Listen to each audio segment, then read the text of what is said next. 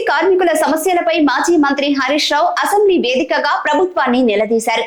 Assembly ప్రశ్నోత్తరాల సమయంలో ఆర్టీసీపై ప్రశ్నలు సంధించారు. ఆర్టీసీ కార్మికులను ప్రభుత్వ ఉద్యోగులుగా విలీనం చేస్తూ అపాయింట్మెంట్ డే ఎప్పుడు ప్రకటిస్తారు, ఆ ప్రక్రియ ఎందుకు జాప్యం అవుతుంది, ఎప్పటిలోగా అమలు చేస్తారు అంటూ ప్రశ్నల వర్షం కురిపించారు. కాంగ్రెస్ ప్రభుత్వం ఏర్పడిన వెంటనే ఆర్టీసీ ఉద్యోగులను ప్రభుత్వంలో విలీనం చేస్తామని, యూనియన్లను పునరుద్ధరిస్తామని హామీ ఇచ్చారని, కానీ ఇప్పటికీ 8 నెలలు గడుస్తున్నా ఆ దిశగా ప్రభుత్వం ఎందుకు చర్యలు చేపట్టలేదని నిలదీశారు.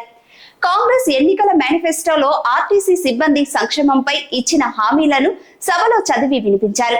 పీఆర్సీ పరిధిలోకి టీఎస్ ఆర్టీసీ కార్మికులను చేరుస్తామని, రాష్ట్ర ప్రభుత్వ ఉద్యోగులతో సమానంగా అన్ని వసతులు కల్పిస్తామని, ఆర్టీసీ బస్సులను ఆధునీకరించి విస్తరిస్తామని, అధునాతన సౌకర్యాలతో కొత్త సర్వీసులను ప్రారంభిస్తామని, ఆర్టీసీని యూనియన్ పునరుద్ధరణకు అనుమతిస్తామని కాంగ్రెస్ హామీలు ఇచ్చిందని గుర్తు చేశారు.